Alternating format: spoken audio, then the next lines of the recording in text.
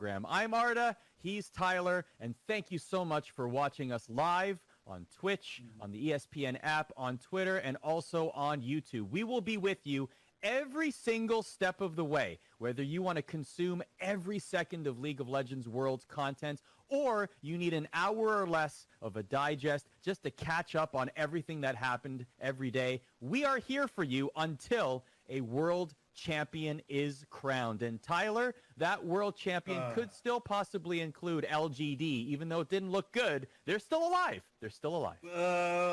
Alive is a strong word, Arda. It's a strong word. Alive would constitute them having a heart.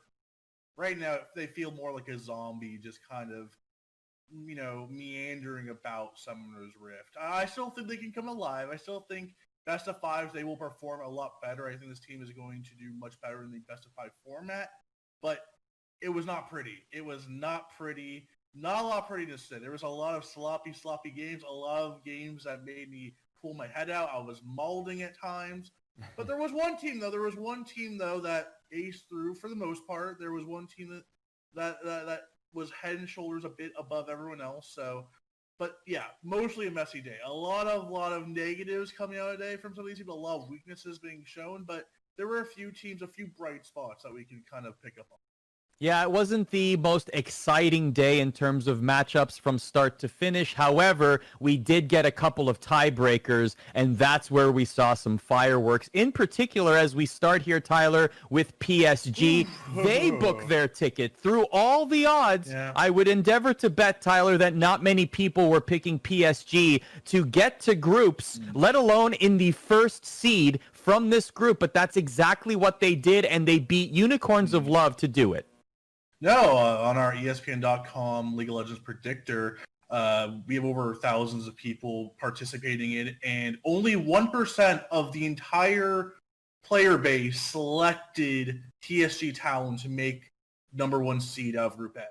It was a wide majority were on the LGD train. You had some hipsters like me going for Unicorns of Love and their swagger, but no one really saw this team coming because, A, the PCS is one of the most underreported regions. It doesn't really have an English broadcast, so it's harder for Western fans to watch it. And B, obviously the most important point is they were playing with three subs. They had a coach, D, who played admirably for the 2 days he played, playing for 2/3 of the playing stage.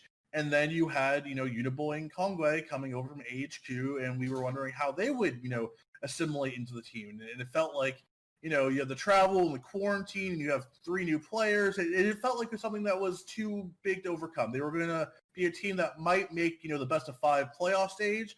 But group stages, it didn't feel like something that was going to happen, especially in a group with teams like Mad Lions, Team Liquid, Unicorns of Love, Supermassive, and LGD.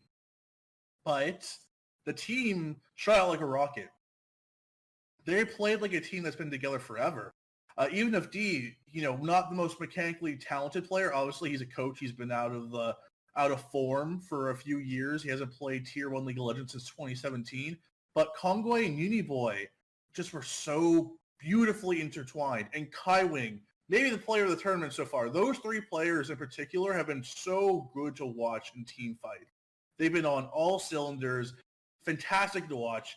They were better than LGD in their game all the way through. And then Unicorns of Love, and I love them. We'll talk about them in a little bit. But yes, the swagger, the disrespect. They showed disrespect to LGD. They showed disrespect to AHQ.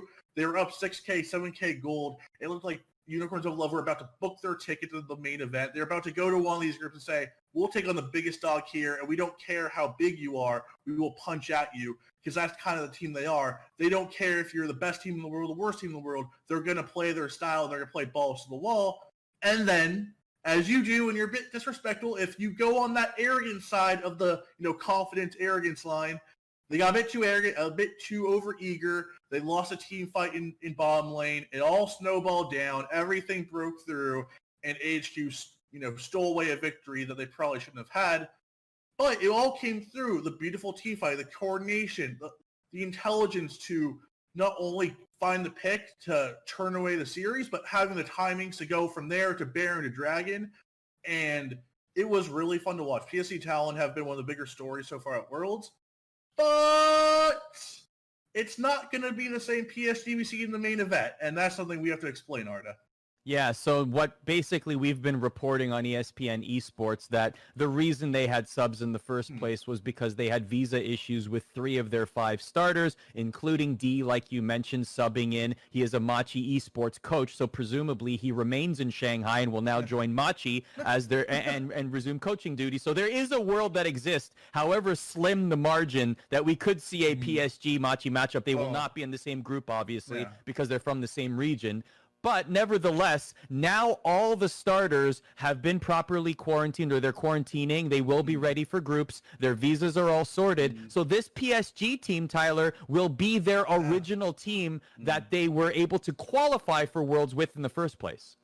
Yeah, and I know people are going to be like, why can't they just stay with Uniboy and Kongwei? Why can't they just play those two? Like, if there was a choice, if there was an actual choice and the PSG management was able to choose between their current roster of, Kongwei, Uniboy, and this team, or bringing back the starters, it would be a hard decision. It's a decision of your family, the guys who got you to the dance, or the 2 guys who have made this, Taiwanese, this LMS super team of these amazing homegrown talent players who've been in the LMS, now the PCS, for years. And it would be a really hard decision. I know a lot of fans are like, we want to see more Uniboy and Kongwei. They were so freaking good. They were so dang good. They are the reason why this team is going to the main event in the first place. If River and Tank are here, there's a chance that they don't make it this far. They might be, 3rd or 4th seed.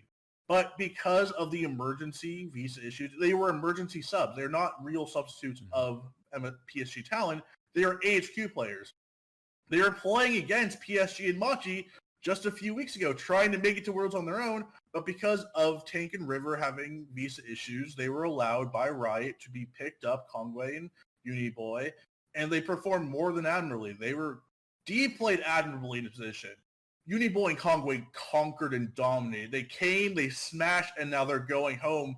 And it's a really sad situation. It's kind of it's a story, we talk about stories, these iconic moments, right? I think there's always going to be that little fun fact of the time that PSG Talon qualified for the main event at Worlds as the number 1 seed from their group with 2 players who were on AHQ. It's a weird, funny little fact, but I just have to give my shout out to those 2 players. Those 2 players that have come in, I'm sure they probably got paid a bit, or, they're going to get some sort of the prize money from the tournament. They could have come in, slacked off, not really tried, taken their money, pieced out and said goodbye and say, yeah, you guys are our real team. I'm going to go back to my real homies now.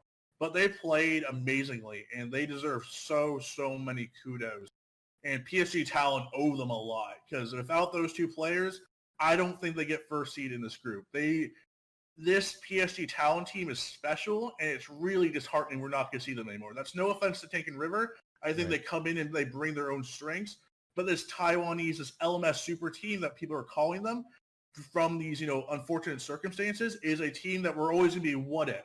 What if they went to the main event together? What if they had more time to play together? Because this team has such good team fighting and such great cohesion so early on. Sky's the limit, especially if unified back in the bottom lane of Kaiwing.